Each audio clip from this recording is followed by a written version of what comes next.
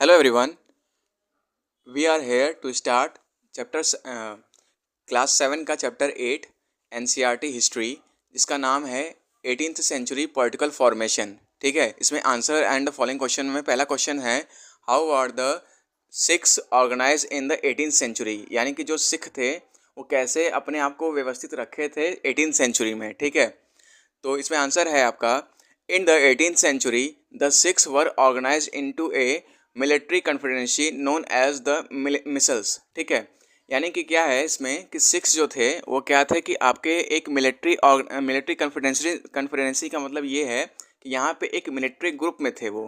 ठीक है, जिसको हम क्या बोलते हैं, मिसल्स बोलते हैं। ठीक है, the micelles were in A regional kingdoms और confederacies that were ruled by the different such as chieftains और सरदार्स। ठीक है, तो जो सिख कम्युनिटी में जो चीफेंस होते हैं और जो सरदार्स होते हैं वो क्या कर रहे थे कि अपने एक मिलिट्री कॉन्फिडेंसी को या एक किंगडम को, रीजनल किंगडम्स को वो क्या कर रहे थे, रेगुलेट कर रहे थे, यानी कि उस पर रूल कर रहे थे। ठीक है, तो डिफरेंट तरीके से रूल कर रहे थे वो।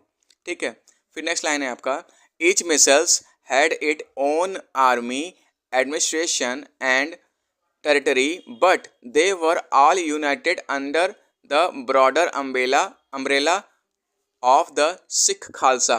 ठीक है, तो होता क्या है यहाँ पे कि जो मिसल्स थे वो क्या थे, ग्रुप में बटे हुए थे, लेकिन क्या थे कि वो सभी जो थे वो एक जगह पे ही थे, मतलब एक ही चीज़ के लिए काम कर रहे थे। वो चीज़ क्या थी, वो चीज़ ये थी कि आपके सिख के लिए काम करना या फिर एज अ सिख खालसा की तरह काम करना। ठीक है, यानी कि वो ग्रुप्स में भले बटे थे तो उससे कोई मतलब नहीं है, लेकिन वो अपना ग्रुप में बैठ के काम करते थे और वो काम भी किसके लिए करते थे, खालसा के लिए, यानी सिख खालसा के लिए।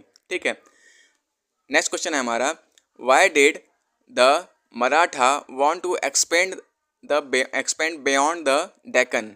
The Maratha wanted to expand beyond the Deccan for several reasons. अब क्या इसके रीजंस हैं, मतलब वो मराठा ऐसा क्या चाहते थे और वो जो इंडिया के साउथ साइड में वो क्यों आना चाहते थे, क्यों उस पर अपना कब्जा करना चाहते थे। तो ये जो है हम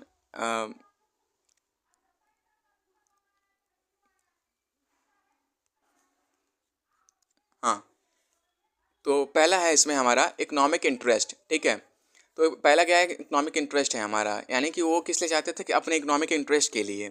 ठीक है, the Maratha sought to control the rich and fertile region of the northern India which will provide access to the new market resources and revenue streams। ठीक है, तो होता क्या है कि आपके जितना आपके पास लैंड रहता है उतना आपका लैंड रिवेन्यू रहता है। ठीक है, क्योंकि